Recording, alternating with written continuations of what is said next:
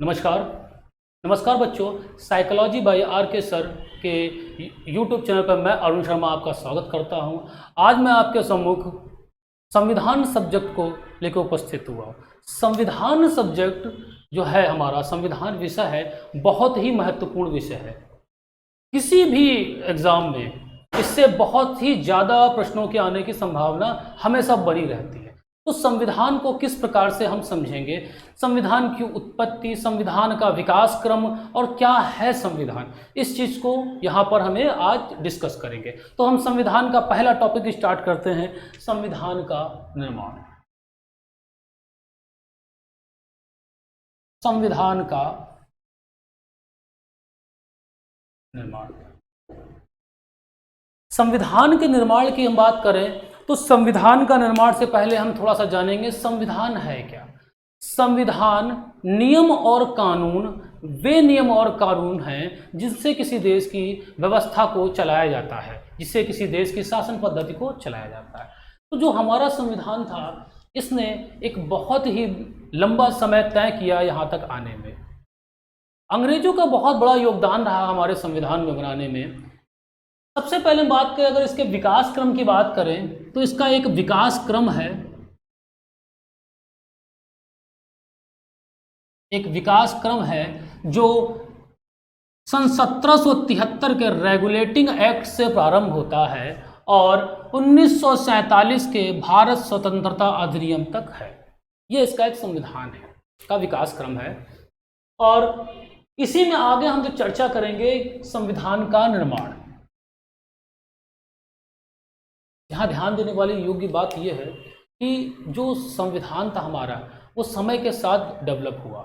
तो सबसे बड़ी बात यह है कि हमारे जो देश का क्रांतिकारी दल था, हमारे जो नेता थे, वो अंग्रेज सरकार से किसी न किसी माध्यम से अपने डिमांड रखते थे कि हमें संविधान की आवश्यकता है। ये एक लंबे प्रोसेस से चला आ रहा था। बड़े बुद्धिजीवी वर्ग थे, जवाहरलाल नेहरू, मोतीलाल नेहरू, महात्मा गांधी, तिलक, इन सब ने बड़ी डिमांड की कि भारत का एक संविधान होना चाहिए और हमें संविधान बनाने का अधिकार है।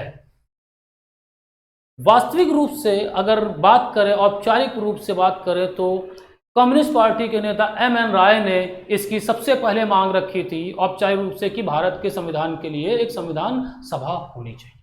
तो ये डिमांड, ये मांग चलती रही, लेकिन अंग्रेजों ने इस पर कोई विशेष ध्यान नहीं दिया।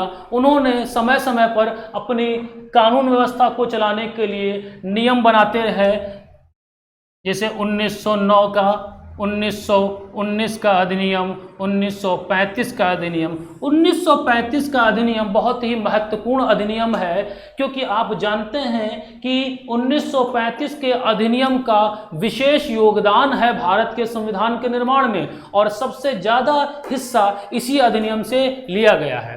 तो ये डिमांड चल रही थी यहाँ तक कि उसी समय विश्व में एक ऐसी बहुत बड़ी घटना घटित हो गई जिसने सबका ध्यान भारत की ओर आकर्षित कर दिया, और वो घटना थी द्वितीय विश्व युद्ध, वर्ल्ड वॉर 2। जब द्वितीय विश्व युद्ध स्टार्ट हुआ 1939 से और जो समाप्त हुआ 1945, इस विश्व युद्ध में ऐसा क्या हुआ? इस विश्व युद्ध में ब्रिटेन की हालत बहुत खराब थी और वो भारत से समर्थन की उम्मीद करता था, लेकिन 1937 के चुनाव के बाद जो सरकार बनी थी, उस सरकार ने उस पूरी तरह से इस्तीफा दे दिया। क्यों? क्योंकि 1939 में जो ब्रिटेन था, उसने भारत की जो सरकार थी, जो भारत के चुनावों के बाद जो सरकार बनाई गई थी कांग्रेस की, उससे कोई विचार विमर्श नहीं किया और भारतीयों को युद्ध में सम्मिलित कर दिया। इस बात से नाराज होकर इन्होंने इस्तीफा दे दिया। इससे भारत में बहुत ही संवैधानिक गतिरोध उत्पन्न हो गया, जिसको टैकल करने के लिए, जिसे समाप्त करने के लिए समय समय पर ब्रिटेन के संसद द्वारा कुछ मिशन भेजे गए। जैसे 1942 में भेजा गया आपका क्रिप्स मिशन, जो पूरी तरह से फेल हो गया। उसने एक बात कही थी कि युद्ध के उपरांत भारतीयों को संविधान के निर्माण करने के लिए संविधान सभा का गठन किया जाएगा, लेकिन वो मिशन फेल हो गया। समय बीतता गया, 1946 आया, 1946 आया। इसी प्रकार समय बीत के जब 1946 आया तब ब्रिटेन में चुनाव हुए और ब्रिटेन में चुनाव के बाद जो सरकार बनी, ब्रिटेन में चुनाव जो सरकार बनी वो लेबर पार्टी की थी और प्रधानमंत्री जो थे एटली थे। प्रधानमंत्री एटली ने यह बात कही कि भारतीयों को स्वतंत्र होने का अधिकार है और प्रधानमंत्री एटली ने अपनी कैबिनेट का, संसद की कैबिनेट के 3 सदस्यों का एक दल, 3 सदस्यों का दल जिसे कैबिनेट मिशन कहा गया, भारत भेजा। ये जो दल आया था इसे कैबिनेट मिशन इसलिए कहा जाता था क्योंकि इसके सारे सदस्य, जो 3 सदस्य थे, वो सभी सदस्य ब्रिटेन की संसद के सदस्य थे। जब ये भारत, इसका कार्य क्या था, इसका उद्देश्य था क्या था? इसका मेन उद्देश्य कैबिनेट मिशन का ये था कि आपको संभावनाएं तलाशनी है, रास्ते तलाशने हैं, तरीके बताने हैं कि भारत का संविधान का निर्माण किस प्रकार किया जा सकता है। तो ये 1946 में भारत आए, 23 मार्च 1946 में भारत आए और भारत आने के बाद इन्होंने विभिन्न पहलुओं पे चर्चा की, एनालिसिस किया, उन्हें समझा और अपनी योजना दी। 16 मई 1946 को अपनी एक योजना दी, और उस योजना में बहुत सी बातें कही, लेकिन 3 बातें यहां महत्वपूर्ण। उन्होंने कहा कि तत्काल अंतरिम सरकार बनाओ, अंतरिम सरकार का गठन करो। अंतरिम सरकार का मतलब, अंतरिम का मतलब होता है जो स्थायी नहीं है, जो अस्थायी है। तो इन्होंने क्या किया, पहली बात कही कि तत्काल एक अंतरिम सरकार का गठन करो। दूसरी जो महत्वपूर्ण उन्होंने बात कही थी वो कही थी संविधान सभा का गठन।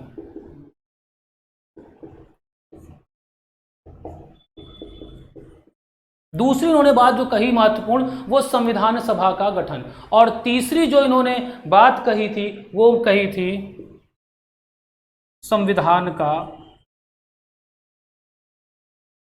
निर्माण।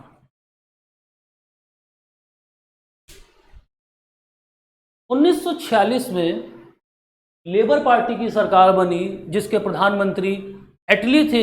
इन्होंने बात कही कि भारतीयों को स्वतंत्र होने का अधिकार है और इसके लिए इन्होंने अपनी संसद का, अपने कैबिनेट का 3 सदस्यीय दल, कैबिनेट मिशन, जिसे कैबिनेट मिशन कहा गया, उसे भारत भेजा, जो 23 मार्च 1946 को भारत आया और इसने अपनी एक योजना बनाई, विस्तृत रूप से अध्ययन किया, क्योंकि इसके पहले बहुत से मिशन आए थे। जिसे सबसे महत्वपूर्ण क्रिप्स मिशन था वो फेल हो चुका था, वेबल योजना फेल हो चुकी थी, शिमला में सम्मेलन फेल हो चुका था, हर चीज फेल हो गई थी। उसके बाद उन्होंने कैबिनेट मिशन को भेजा। कैबिनेट मिशन सफल हुआ, कैबिनेट मिशन पूरी तरह सफल हुआ। क्यों सफल हुआ? इसका रीजन था कि लीग और कांग्रेस, जो मुस्लिम लीग था और कांग्रेस थे, दोनों इनकी बातों से संतुष्ट थे कुछ हद तक, पूर्णतः नहीं लेकिन कुछ हद तक। लीग के कारण और कांग्रेस के मतभेद के कारण जो पिछले प्रीवियस मिशन आए थे वो सारे फेल होते चले गए, लेकिन कैबिनेट मिशन पास हुआ। कैबिनेट मिशन की बातों को माना गया और लागू किया गया। कैसे लागू किया गया? इसने एक योजना दी, एक प्रारूप बनाया, इसने इसको भेजा। देखो भेजा किस लिए गया था? कैबिनेट मिशन को भेजा इसीलिए गया था कि आप भारत जाइए और भारत के संविधान का निर्माण किस प्रकार कर सकते हैं वो योजना बताइए, तरीके बताइए। तो इन्होंने योजना बनाई। सबसे पहले इन्होंने कहा कि तत्काल एक अंतरिम सरकार का गठन करो। अंतरिम मतलब जो अस्थायी है, जो स्थायी नहीं है, उस सरकार का गठन करो। दूसरा कहा कि संविधान के निर्माण के लिए संविधान सभा का गठन करो। और तीसरा कहा कि संविधान का निर्माण करो। ये 3 महत्वपूर्ण बातें हैं। इनके प्रावधान और भी थे लेकिन 3 महत्वपूर्ण प्रावधान थे। जब ये 3 बातें कही गई तो इसके आगे इसको प्लान को आगे फॉलो किया गया। तो कैबिनेट मिशन 3 सदस्यीय था। अब इसमें 3 कौन कौन से सदस्य थे? तो सबसे पहले पैंथिक लॉरेंस थे, क्रिप्स थे और अलेक्जेंडर थे। लॉरेंस, क्रिप्स और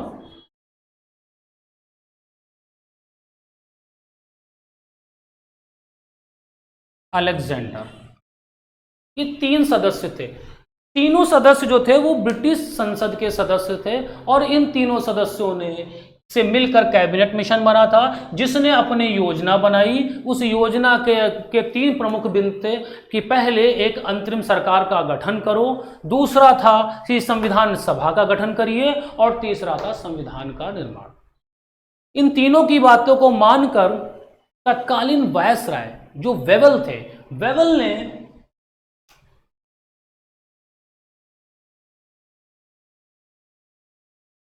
उन्होंने क्या किया, जवाहरलाल नेहरू को आमंत्रित किया। क्या उन्हें बुलाया? किस लिए बुलाया? कि सरकार का निर्माण करो।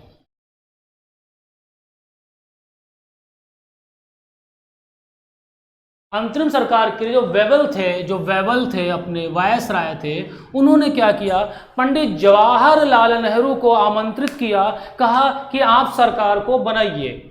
और वेवल के द्वारा जब जवाहरलाल नेहरू को बुलाया गया, तब लीग इस बात से नाराज हो गई और उसने सीधी कार्रवाई दिवस मनाया। लीग इसीलिए नाराज हो गई थी। और जब इन्होंने बनाया तो लीग उस समय तो शामिल हो ही नहीं।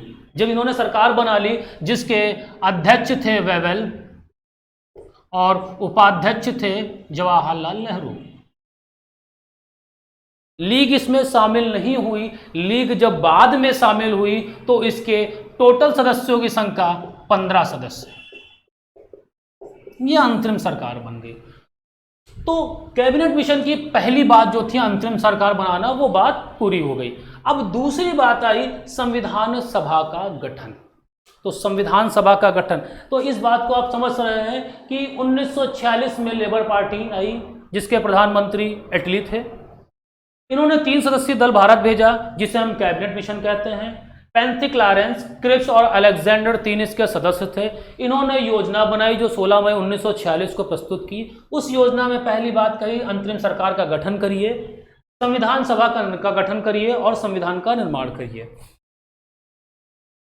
वायसराय वेवल द्वारा कांग्रेस के जवाहरलाल नेहरू को आमंत्रित किया गया कि आप सरकार बनाइए, और वेवल की अध्यक्षता में एक अंतरिम सरकार का गठन हुआ, जिसके उपाध्यक्ष जवाहरलाल नेहरू थे। ये सरकार पहले 13 सदस्यीय थी, क्योंकि इसमें लीग शामिल नहीं हुआ था। बाद में लीग इसमें शामिल हुआ, जिसमें से 3 सदस्यों का इस्तीफा देकर लीग के 5 सदस्यों को जोड़ा गया। और अगला है जो कैबिनेट मिशन की अगली बात थी, वो थी संविधान सभा का गठन।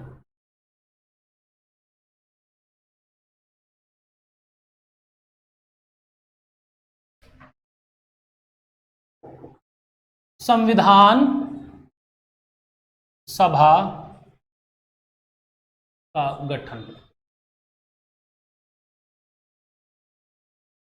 तो संविधान सभा का गठन कैसे हो रहा था? कैबिनेट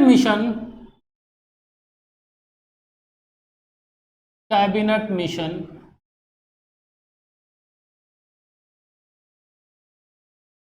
की सलाह पर या अनुशंसा पर संविधान सभा का गठन किया गया। संविधान सभा का गठन किया गया। कैबिनेट मिशन की सलाह पर संविधान सभा का गठन किया गया। अब सभा है तो सभा में भाई सदस्य होंगे, सभा है, सभा में सदस्य होंगे। तो सदस्य कैसे जाएंगे सभा में? देखिए, सदस्यों, देखिए उस टाइम का जो भारत था उसमें क्या था, पहले के सदस्यों की संख्या थी, टोटल जो सभा में सदस्य रखे गए वो 389 रखे। सदस्यों को कैसे जाना था सभा में? जो इसके लिए जो आंसर मिलेगा, उस समय का भारत कैसा था? उस समय का भारत जो था वो इस प्रकार था कि ब्रिटिश प्रांत और देशी रियासतें दो भागों में था। एक तो ब्रिटिश प्रांत था जहां पर अंग्रेज अपने गवर्नर और कमिश्नरों के माध्यम से शासन करते थे। दूसरा था देशी रियासतें जहां पर राज प्रमुख जो राजा महाराजा नवाब थे वो शासन किया करते थे। तो संविधान सभा का जो गठन करना था उसके लिए उन्होंने क्या किया, जो ब्रिटिश प्रांत थे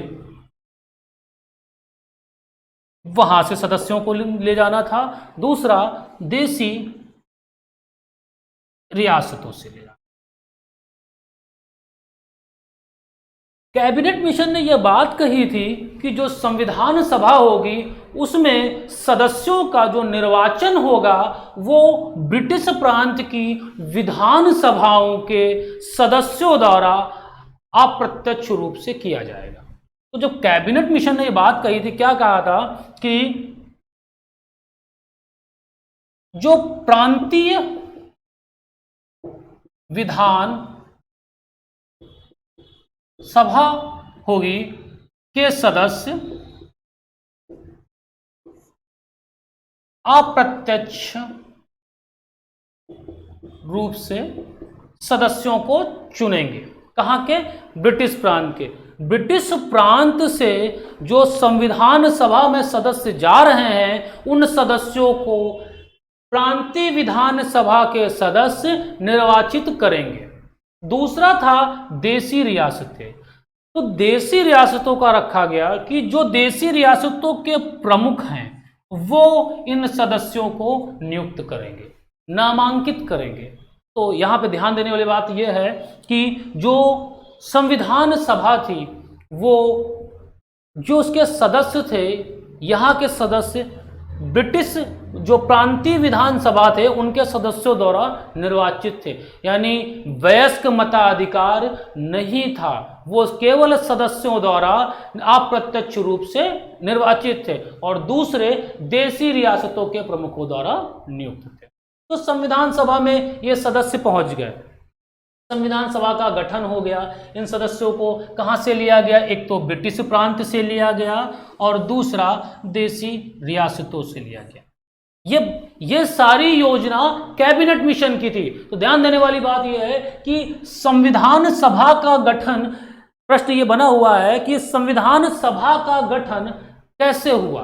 तो उत्तर रहता है कैबिनेट मिशन की सलाह पर संविधान सभा का गठन किया गया, जिसके सदस्य ब्रिटिश प्रांत और देशी रियासतों से चुने जाने थे। ब्रिटिश प्रांत से सदस्य वहां की विधान सभाओं के सदस्यों द्वारा अप्रत्यक्ष रूप से चुने जाने थे और देशी रियासतों से सदस्य वहां के प्रमुखों द्वारा नियुक्त किए जाने थे। कितनी बात समझ में आई? फिर से एक बार ध्यान दीजिए। संविधान सभा कैबिनेट मिशन 1946 में भारत आया, जिसने 3 बातें कही कि तत्काल एक अंतरिम सरकार का गठन करो और संविधान का निर्माण करने के लिए एक संविधान सभा का गठन करो और वही सभा संविधान का निर्माण करेगी।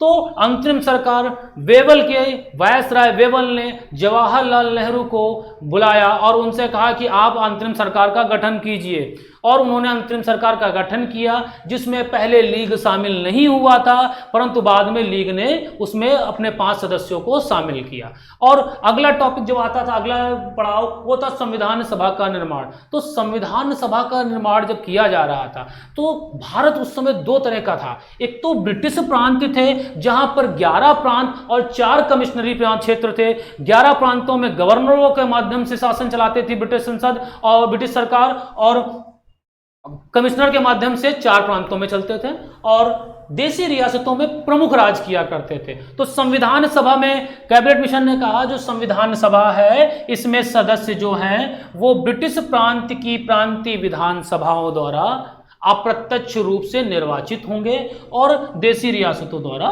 नियुक्त हो गए। तो सभा में हमारे सदस्य पहुंच गए और हमारी सभा का गठन हो गए। हमने 2 पड़ाव पूरे किए और अगला पड़ाव आता है संविधान का निर्माण।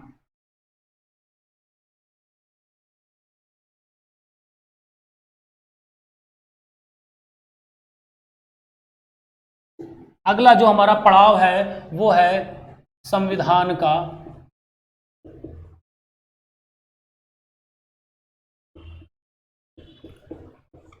देखिए हमारी यहाँ पे संविधान सभा बन चुकी है। अब ये सभा क्या करेगी, संविधान का निर्माण करेगी। तो संविधान का निर्माण कैसे करेगी, ये सभा बैठक करेगी। सभा है तो जाहिर सी बात बैठक करेगी, चर्चा होगा, विचार विमर्श होगा और नियम कानून बनेंगे। तो सभा दिल्ली में केंद्रीय भवन में ये सभा पहली बार 9 दिसंबर 1946 को बैठी। 9 दिसंबर 1946 को पहली बैठक की।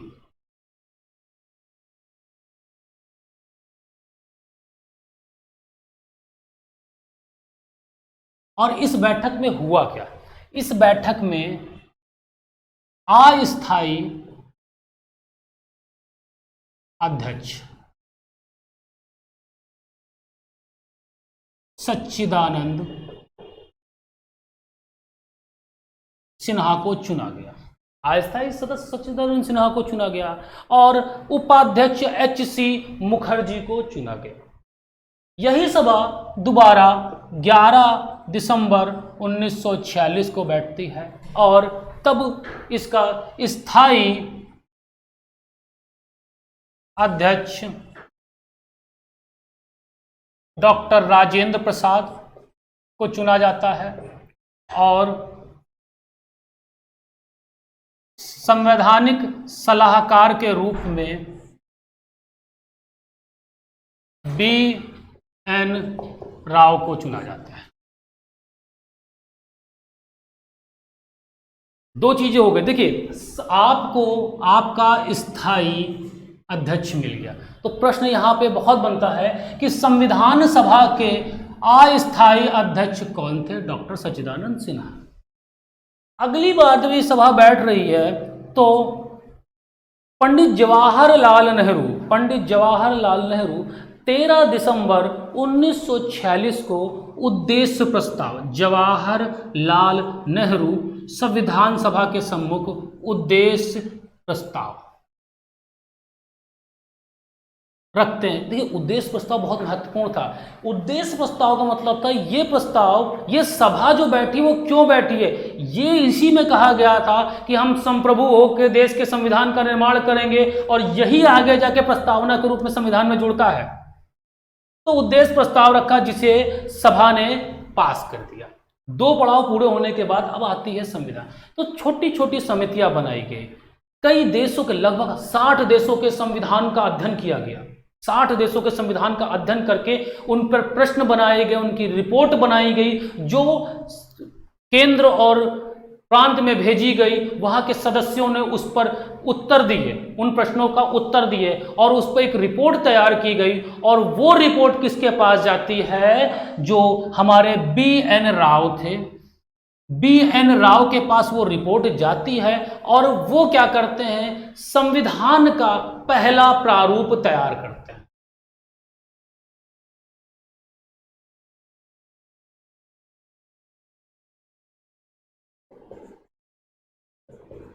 अब इसी प्रारूप, ये जो प्रारूप था हमारा, इस प्रारूप को इन्होंने प्रारूप बनाया। अब प्रारूप पर विचार विमर्श करने के लिए, इसी प्रारूप जो BN राव ने बनाया था, इस प्रारूप पर विचार विमर्श करने के लिए हमने, इस सभा ने क्या किया, इस प्रारूप पर विचार विमर्श करने के लिए एक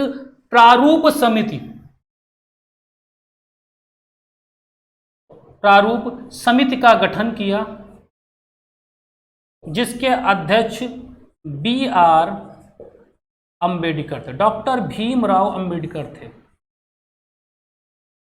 देखिए बात यहां पे एक चीज और आएगी, जो डॉक्टर भीमराव अंबेडकर थे वो पहले चुने गए थे पूर्वी पाकिस्तान से, जो उस टाइम बंगाल का हिस्सा था, पूर्वी बंगाल से चुने गए थे। बाद में बंटवारे के बाद वो पूर्वी पाकिस्तान हो गया। तब इनके लिए क्या किया गया, बम्बई प्रेसिडेंसी से इन्हें दोबारा इलेक्शन लड़ाया गया और संविधान सभा में दोबारा लाए गए। तो इन्होंने 7 सदस्यीय जो प्रारूप समिति थी वो 7 सदस्य थे उसमें, जिसके प्रमुख कौन थे, डॉक्टर भीमराव अंबेडकर।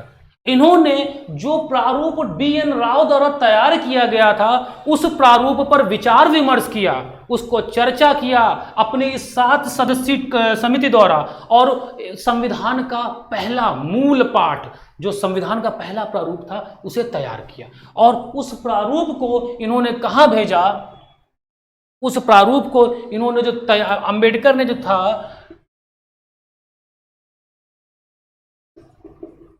संविधान का मूल पाठ या प्रारूप सभा के सम्मुख रखा।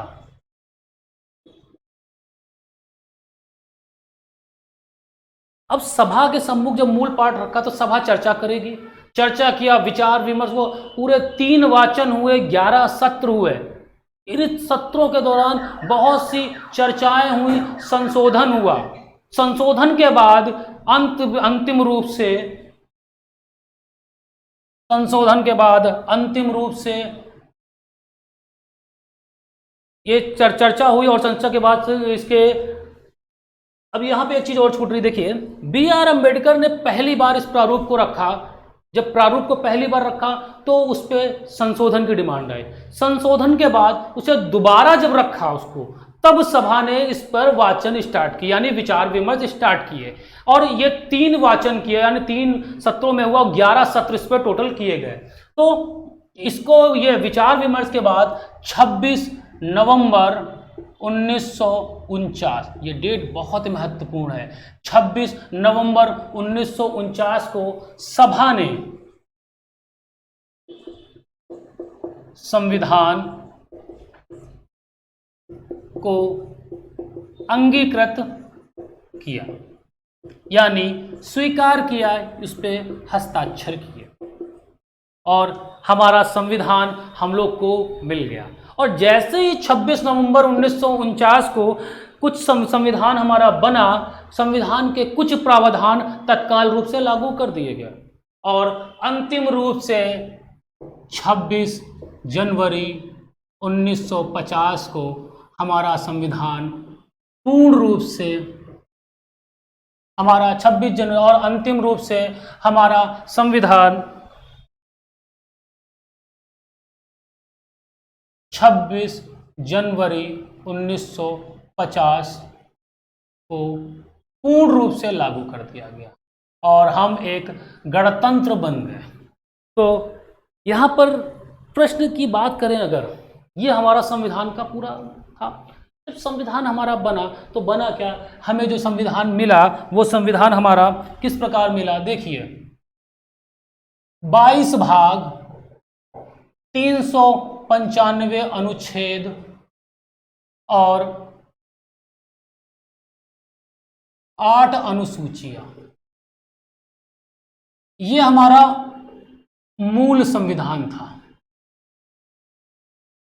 जिसमें संशोधन के बाद आज अनुसूचियों की संख्या 12 हो चुकी है, भाग आज भी 22 है, लेकिन इसमें संशोधन के बाद कुछ उपखंड जोड़े गए, अगर उन्हें हम सम्मिलित कर लेते हैं तो उनकी संख्या 25 हो जाती है, और अनुच्छेदों की संख्या आज भी 349 है, लेकिन उसमें जो संशोधन के बाद क्लॉज जोड़े गए, उपखंड जोड़े गए, तो इनकी संख्या 470 के आसपास हो जाती है।